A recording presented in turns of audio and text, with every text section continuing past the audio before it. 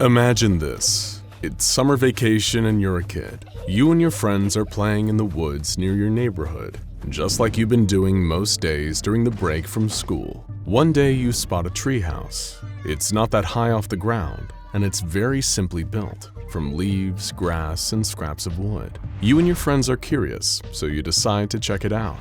Upon investigation, you find a kid in there. He says his name is Billy, and this is his treehouse. You don't recognize him from school, but you figure he just must be new in town. He asks if he can join your group, and wanting to be nice to the new kid, you tell him, okay.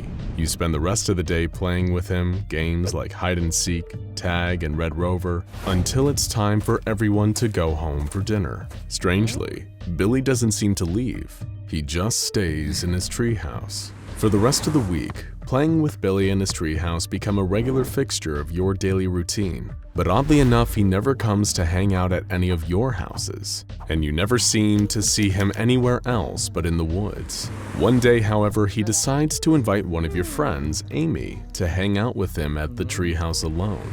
You think nothing of it, but after that point, you never see Billy again. It's a couple of weeks before you and your friends see Amy again, and when you do, she appears off somehow. She seems to be spending a lot of time in that treehouse. Billy has disappeared, but you and Amy and the rest of the kids keep meeting up to play together in the woods. One day, Amy pulls you aside.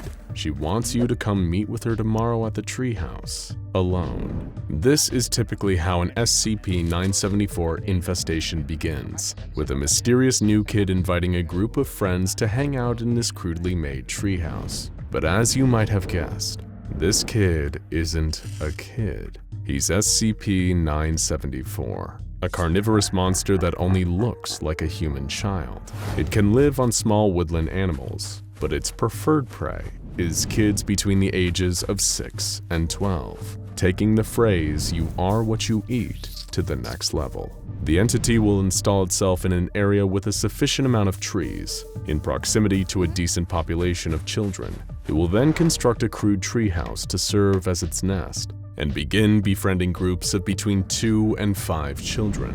The creature will engage in normal outdoor games and allow its new friends to come and go as they please, building the trust of its newfound playmates. But then, after about a week, it will select its victim. SCP-974 will single out one member of the group and invite them to the treehouse alone. Whether they accept or deny the invitation is irrelevant, because this is the point where SCP-974 will strike, subduing and then devouring that child. After doing so, the creature will disappear from the area, going into a state of hibernation for roughly 12 days. During that time, it goes through a period of metamorphosis, transforming from whoever it looked like before into an exact likeness of the child it just consumed. SCP-974 will continue this cycle of selecting and catching prey until there are no children left in the surrounding area. While it's initially friendly to children, SCP-974 has an intense fear of any older human beings. The mere presence of a person older than 13 is enough to trigger the creature's fight-or-flight response,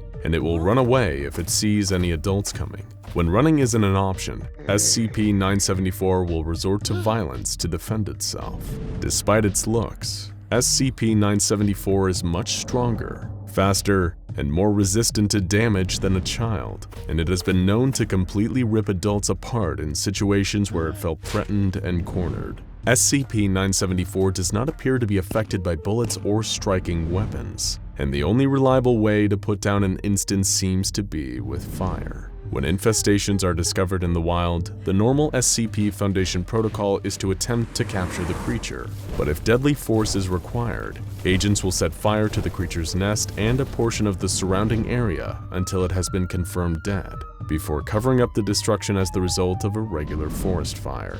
The SCP Foundation was able to capture one instance of SCP-974 and place it in containment, hoping that having one in captivity would provide insight into the creature's origins. It was placed in a lightly wooded enclosure at Zoological Reserve Site-16, where it immediately started constructing multiple treehouse nests from the plant life it found. Initially, The containment of SCP-974 involved offering the creature live human prey. Once every 3 months, a group of 4 children would be brought in accordance with Protocol 12. The children would be given room and board in on-site barracks, and encouraged to explore the enclosure and play with SCP-974. If 974 had not selected a victim within 5 days, the group of children would be sent away and a new group would be introduced. This system worked for a few years, but as you might expect, the Ethics Committee had a problem with the practice of offering up live children to a deadly anomaly. Now, as of January 1st, 2015, the team at Zoological Reserve Site-16 are no longer able to evoke Protocol 12 in order to acquire children. Attempts to use another SCP, SCP-1680, a collection of clones of a missing 8-year-old boy, failed, as SCP-974 refused to eat them.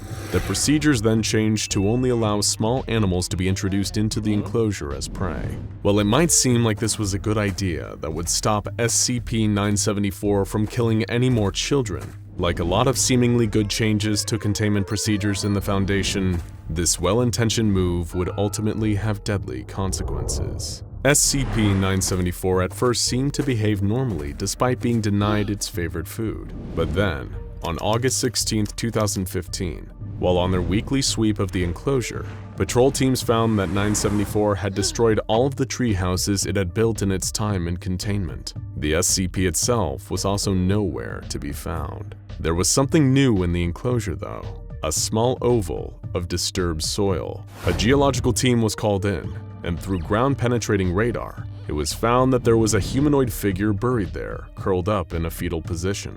This couldn't be SCP-974, could it? The figure was much too long and thin to be anything resembling a human child, but it had to be SCP-974. It was the only living thing in the enclosure. The scientists were intrigued, and they theorized that the SCP might have entered a new life stage. Further scans were conducted over the next 10 days. During that time, the creature never moved from its position, though it did continue to grow. It seemed like it was absorbing nutrients from the surrounding soil. The team decided to exhume the creature to examine it. When they dug it up, they found that SCP-974 had stretched out, now measuring 220 centimeters in length and weighing just 37.4 kilograms. It had no features or orifices of any kind anywhere on its body, and its now pale white skin was covered in some kind of sticky mucus that, when examined, was found to contain a previously undiscovered enzyme. The creature was alive, but barely. It wasn't breathing, and its heartbeat was extremely slow, almost to the point of being undetectable. SCP-974 was examined for an additional 4 weeks, after which it died and was sent for dissection. Some of the scientists and researchers at Zoological Site-16 were disappointed to hear about 974's death. As vicious and feral as the creature was, they developed a certain fondness for it and its many tree houses. Luckily, it wouldn't be too much longer until a new specimen was obtained. On October 16, 2016, a group of no less than 7 instances of SCP-974 were discovered near a major American city. The containment team was forced to kill 6 of the anomalies in the attempts to capture them, but 1 instance survived and was taken to Zoological Site-16. As was mandated, the area was burned and Foundation counterintelligence disseminated a cover story about a forest fire caused by an improperly extinguished campfire. The new SCP-974 was, like the original one, placed in the enclosure and denied human prey.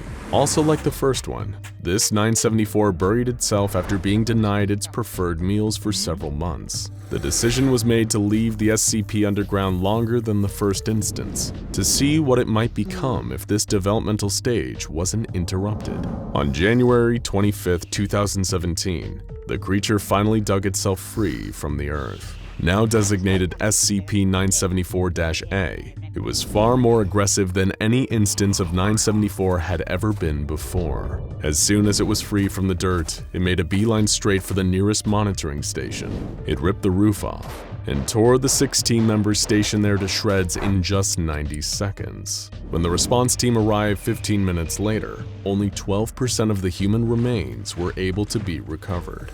But, strangely enough, It at first seemed like one of the team had been spared. Georgia Stone, one of the monitoring team, was severely injured, but apparently in a stable condition. Disoriented, she approached the response team, begging for assistance and urging them to take her out of the enclosure. But the team was skeptical. They knew that SCP-974 could become an exact copy of any child it consumed, so it followed that the fully grown SCP-974-A might be able to copy adults. They asked Georgia questions in order to confirm her identity, but she was unable to answer them. Having been found out, SCP-974, still mimicking Georgia, attacked the response team. They'd been armed with flamethrowers, but unfortunately, on top of its resistance to damage, the adult form of 974 didn't seem to be afraid of or harmed by fire. The team was at a loss for how to kill this thing, or even subdue it long enough to get out safely. SCP-974-A was tearing through the members of the team like they were made out of paper. Thinking quickly, one member of the response team, a guard named Emilio, pulled out one of his standard-issue Foundation hand grenades. When SCP-974-A came at him, he pulled the pin and, holding the grenade, shoved his arm into the creature's open mouth. While the explosion destroyed Emilio's arm, it didn't even break the skin of SCP-974-A. However, it did result in serious damage to its internal organs, which finally killed it. Following its death, an autopsy was conducted, revealing enough about the creature that a new file of effective methods of extermination was able to be created. After this event, the protocols for SCP-974 containment were completely overhauled. Any instances of SCP-974-A seen in the wild are to be killed as quickly as possible. More disturbingly though, the Ethics Committee rescinded their previous decision, and any instances of 974 that are brought into containment are to be provided with human prey again. Letting SCP-974 kill children might not be a very humane way of keeping it contained, but given how much more aggressive and hard to kill this SCP's adult form is, any option that stops the creature's metamorphosis from happening is likely the best option in the long run. So remember, if you're ever out in the woods and see a crudely constructed treehouse, perhaps think twice about how innocent it is. There could be something hungry lurking inside. Now go check out our playlist with the entire tale of SCP-5000 The Suit for an epic saga about a Foundation gone bad and one man's quest to find the truth.